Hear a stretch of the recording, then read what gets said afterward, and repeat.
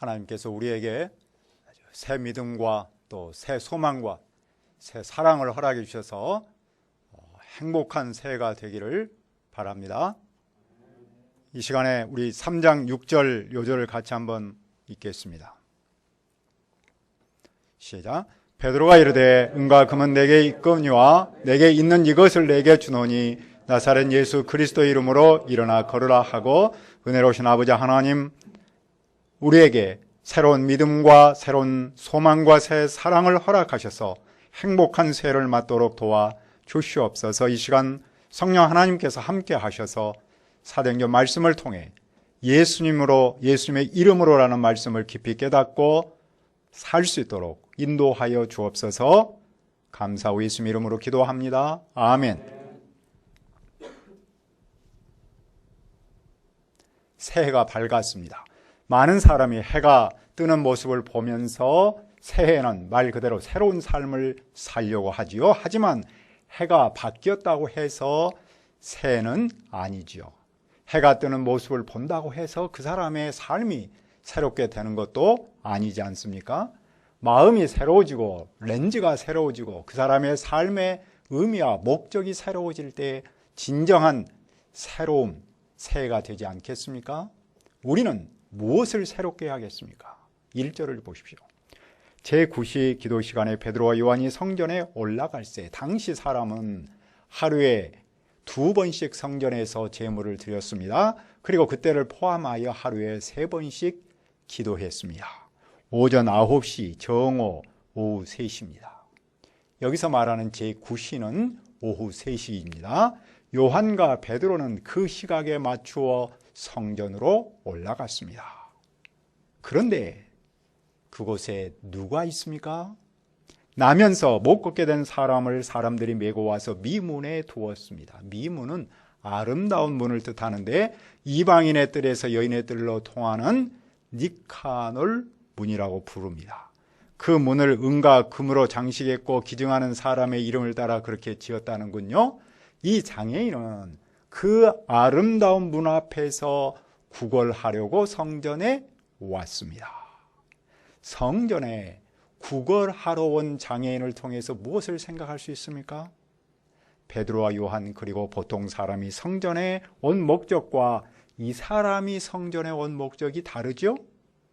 베드로와 요한 그리고 대부분의 사람은 기도하려고 성전으로 왔습니다. 하지만 그 장애인은 사람들에게 도움을 청하려고 왔습니다. 성전은 그에게 빵 문제를 해결할 수 있는 은혜로운 장소입니다. 사람의 환경과 조건에 따라서 성전에 오는 목적도 다릅니다. 사람은 어려울 때 누군가에게 도움을 청해야 합니다. 그런데 더욱 중요한 것은 누구에게 도움을 청하느냐 하는 겁니다. 왜냐하면 그 도움을 청하는 대상에 따라서 그 사람의 삶이 완전 달라지기 때문입니다. 그러면 그 장애인은 누구에게 도움을 청했습니까? 그는 베드로와 요한에게 도움을 청합니다. 그는 빵을 살 수 있는 돈을 아마 구걸했을 겁니다. 베드로와 요한은 그에게 말했습니다. 우리를 보시오. 그러자 그 사람은 베드로와 요한이 뭔가를 해줄 것처럼 기대하고 많이 쳐다보았습니다. 그러나 베드로는 무엇을 말했습니까? 6절을 다시 한번 읽읍시다. 시작. 베드로가 이르되 은과 금은 내게 없거니와 내게 있는 이것을 내게 주노니 나사렛 예수 그리스도 이름으로 일어나 걸으라 하고, 베드로는 자기에게 없는 그것과 있는 그것을 말했습니다. 그에게는 은과 금이 없습니다. 그는 왜 은과 금을 말했을까요? 당시 은금은 보통 사람은 구경도 할 수 없는 보물이죠. 은금을 구걸하는 사람에게 주는 사람도 없었을 것이죠. 고작해야 동전 정도의 그 정도를 주지 않았을까요? 그렇다면 베드로가 이렇게 말한 데는 무슨 뜻이 있을까요? 은과 금이 있다면 당신이 이렇게 구걸하지는 않을 것이다. 그런데 나에게는 당신을 도와줄 큰 돈은 없다. 아니, 아무리 큰 돈일지라도 당신의 신세를 바꿀 수는 없다. 베드로는 사람이 도움을 청해야 할 대상을 정확히 알고 있습니다. 그는 한 인간의 본질 문제는 돈으로 해결할 수 없음을 알고 있습니다. 돈이 인간의 삶에서 필요한 것이면 틀림없습니다. 어떤 경우에는 돈이 사람의 팔자를 바꾸기도 합니다. 하지만 본질에서 그 좋은 돈도 사람을 바꾸지는 못합니다. 그러면 베드로에게 있는 그것은 무엇입니까? 나사렛 예수 그리스도의 이름입니다. 이름은 존재를 상징하고 능력을 나타냅니다. 로마 황제 이름에는 놀라운 능력이 있었습니다. 우리나라 대통령도 죄인을 사면해 줄 수 있는 아주 놀라운 권위가 있습니다. 그런데 베드로가 그 장인에게 주려고 하는 그것은 나사렛 예수 그리스도의 이름입니다. 그리고 말합니다. 일어나 걸으라. 베드로는 그냥 일어나 걸으라고 하지 않습니다.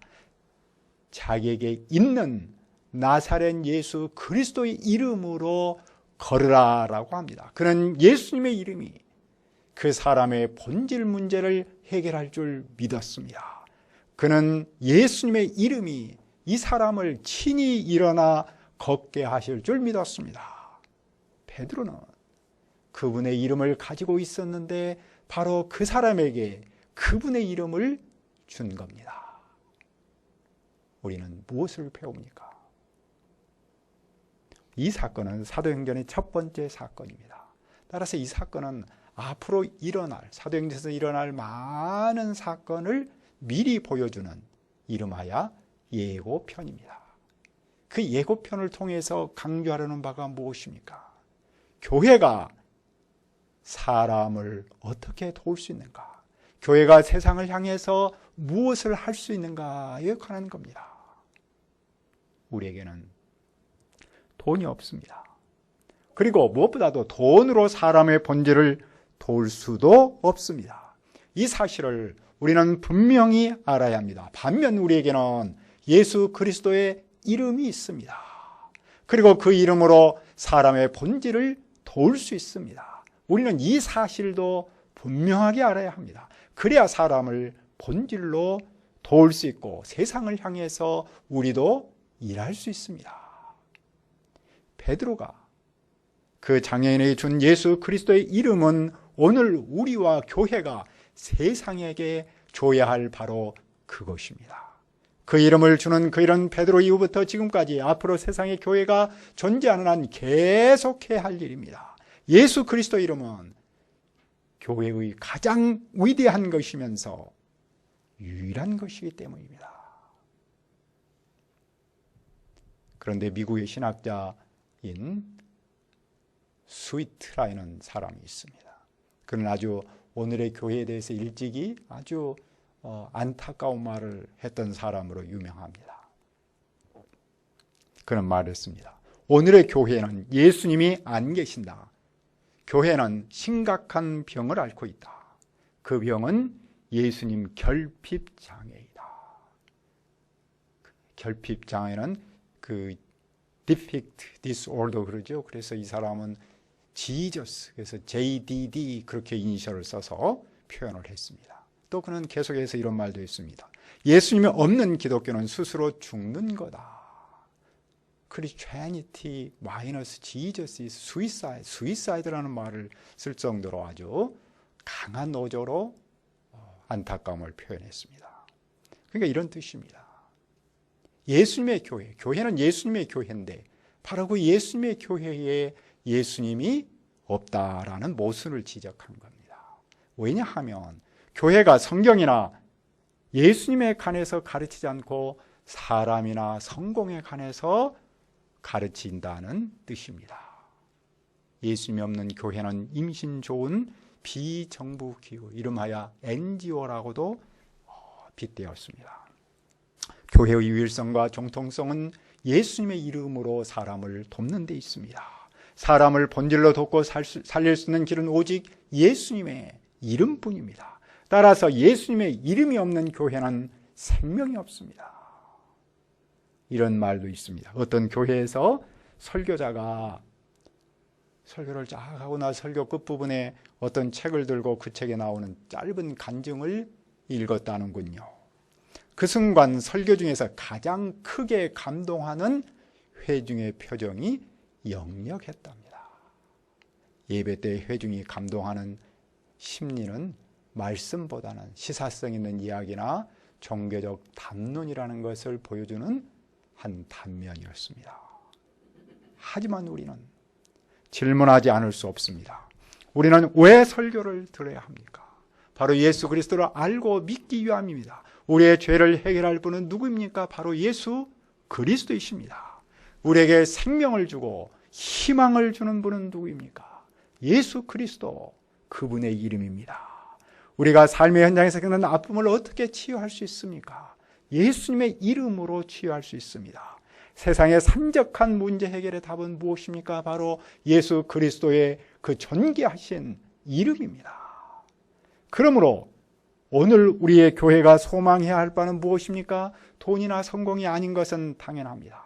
시대가 아무리 변해도 죄인인 인간은 변하지 않습니다. 세상이 아무리 변해도 그 죄인을 구원할 수 있는 능력도 변하지 않습니다. 그 능력은 바로 예수 그리스도의 이름 권세뿐입니다. 교회는 오직 그분의 이름을 소망하고 그분의 이름을 세상에 줘야 합니다. 이것이 오늘 우리가 새해를 시작하면서 새롭게 할 바로 그것입니다.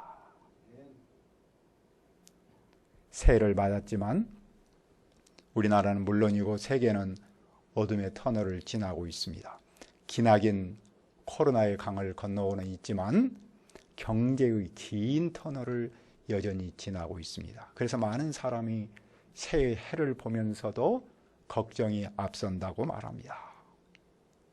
그러나 우리는 걱정보다는 희망을 볼 수 있습니다. 왜냐하면 우리에게는 돈은 없을지라도 예수 그리스도의 이름이 있기 때문입니다. 우리는, 교회는 특권이 무엇입니까? 어떤 상황에서도, 어떤 어두운 상황에서도 우리는 예수 그리스도의 이름을 부를 수 있고 그분의 이름으로 기도할 수 있고 그분의 이름으로 도전할 수 있기 때문입니다. 그분의 이름은 어떤 이름입니까? 그분의 이름은 죽은 이름이 아닙니다. 단순한 이론적인 이름이 아닙니다. 그냥 신념의 이름이 아닙니다. 그분의 이름은 살아있는 이름이고 죽은 자를 살리는 이름입니다.